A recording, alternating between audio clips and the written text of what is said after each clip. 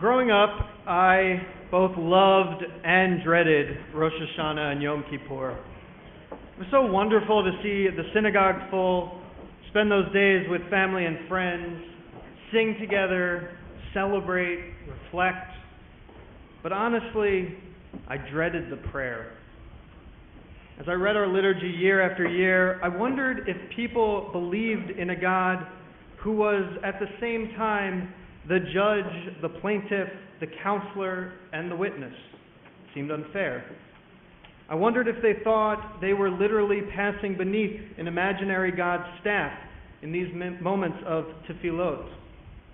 I wondered if they thought Avinu Malkeinu, our Father, our King, was actually a father or a king listening to their prayers. This vivid imagery of God in Rosh Hashanah and Yom Kippur, more than any other imagery in the Jewish calendar, set me forth on a journey. And I want to share with you a Hasidic story about a very similar journey. A man was going from village to village, from rabbi to rabbi, asking the same question: where can I find God? But he was never satisfied with the answers he received. So he would pack his bag and move on to the next village. One rabbi told him, "Pray and you'll find God." But the man had tried to pray and he didn't meet God. Another rabbi told him, "Study and you shall find God." But the studies seemed dry and irrelevant. The more he read, the more confused he became. And the further removed from God he seemed to be. A third rabbi said, "Forget your quest. God is within you." But the man had tried to find God within himself and failed. One day, the man arrived, weary and discouraged, at a very small village set in the middle of a forest. He went up to a woman who was minding some chickens. She asked whom he could be looking for in such an isolated place. But she did not seem surprised when he told her he was looking for God. She quickly finished her chores and took him to the rabbi's house. The man went in and found the rabbi studying. The man waited a moment, but he was impatient to get off to the next village, expecting not to be satisfied. So he interrupted the rabbi. "Rabbi, how do I find God?" The rabbi paused and looked up at the man. The man, exhausted and exasperated, wondered which of the rote answers this rabbi would recite. I think many of us can relate to this man's journey. This man's search for God through prayer, through study, through introspection, but ultimately feeling weary and discouraged in that pursuit, feeling like it's easier to dispose of the God our society portrays in movies and cartoons and art, the God sitting up there and watching down on us and intervening on a whim. Living in a multicultural society like ours, and one that's predominantly non-Jewish, means that religious lines blur, and sometimes complicated ideas are reduced to elementary levels. And when we're talking about something as complex and personal as God, all the more so. The other day on Facebook, I saw an adorable exchange. My friends were watching TV with their daughter, and she asked who an actor was. They responded, "That's Morgan Freeman." And then their daughter asked, "What's Morgan Freeman been in?" And, as we all would say, they said, "Everything." At which point their daughter's eyes got wide. "Oh," she exclaimed, "he's God." And that's part of our struggle. How do we have a meaningful conversation about God when we associate that word with Morgan Freeman's face? Or imagining God as a bearded man, like in Michelangelo's The Creation of Adam, reaching out for Adam. The Reform Judaism that raised me emphasized rationality and reason, and my understanding of an anthropomorphic God didn't fit into that framework. I want you to take a moment, close your eyes if you want, and think about the last time someone asked you the question, "Do you believe in God?" When they asked you, what God did you imagine they were asking about? Were they asking about a concept of God you found relevant and meaningful? Or did you imagine them asking about the supernatural, anthropomorphic God who lives in heaven above us and fiddles with the trivialities of human life. Since the book of Bereshit, the book of Genesis, our tradition has encouraged wrestling with the divine. The term Am Yisrael, often simply translated as the people of Israel, more literally translates to the people that wrestle with God, or the people that persevere with God. And the name Yisrael, the name Israel, comes from the story of Jacob wrestling with a divine being. This manifestation of God says to Jacob, "Your name shall no longer be called Jacob, but Israel, for you have wrestled or persevered with God." And that tradition is in our religious and spiritual DNA.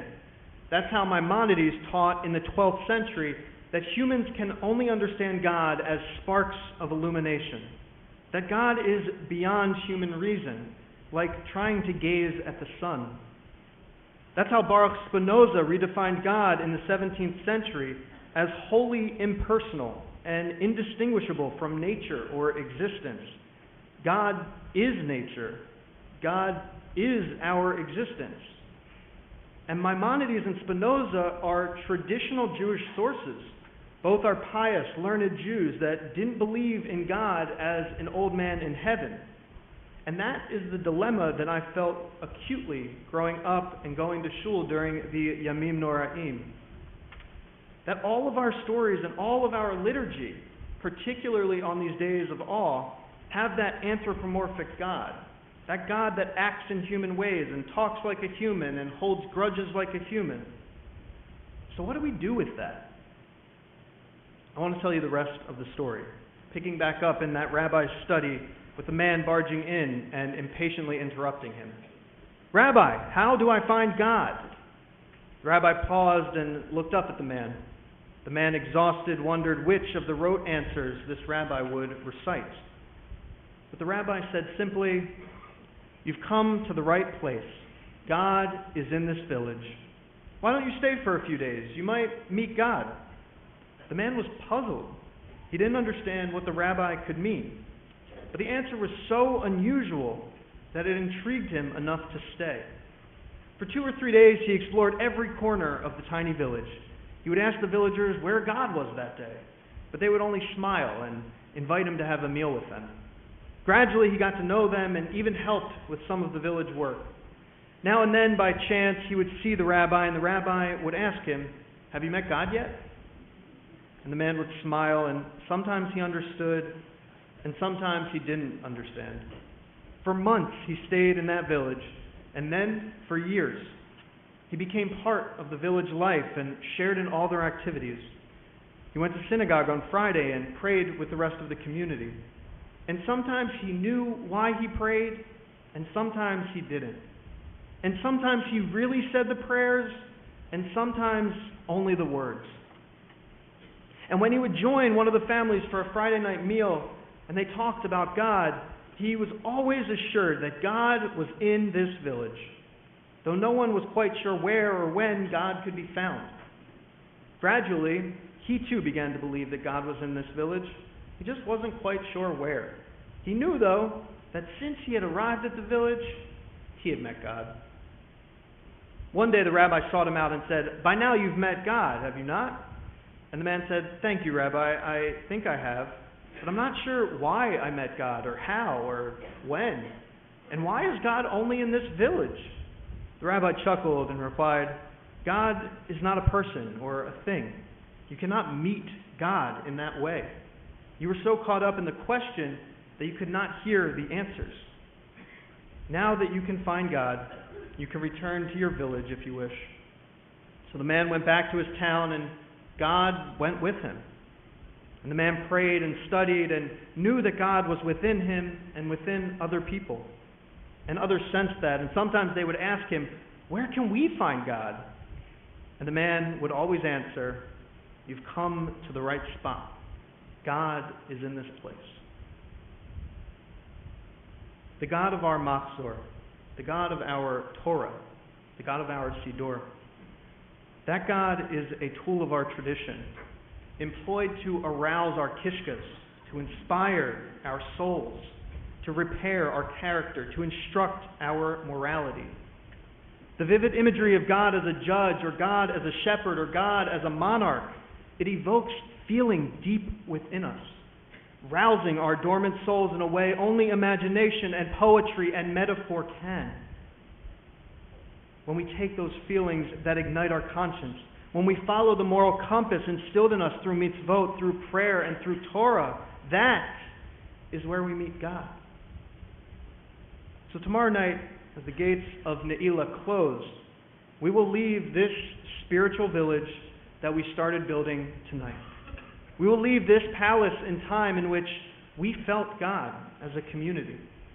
And we will walk back home to our villages, back into our lives and our communities with an inspired soul.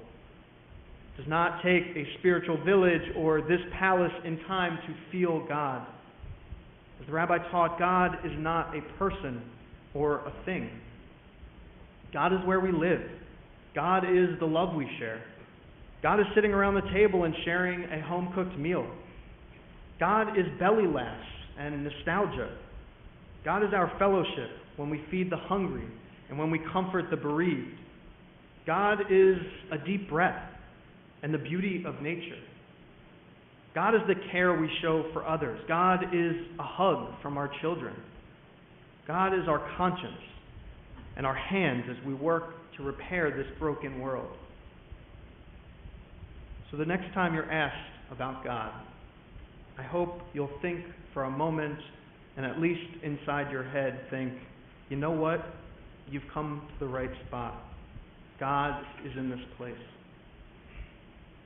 In our first High Holy Days here with Temple Sinai, my family and I have already felt such a warm welcome and a deep connection to this place.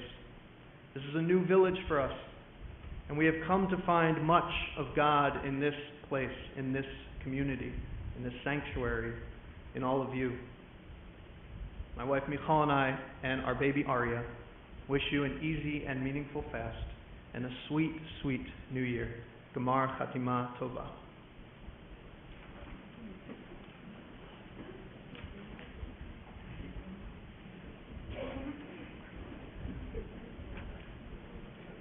That's good murmuring out there, Rabbi.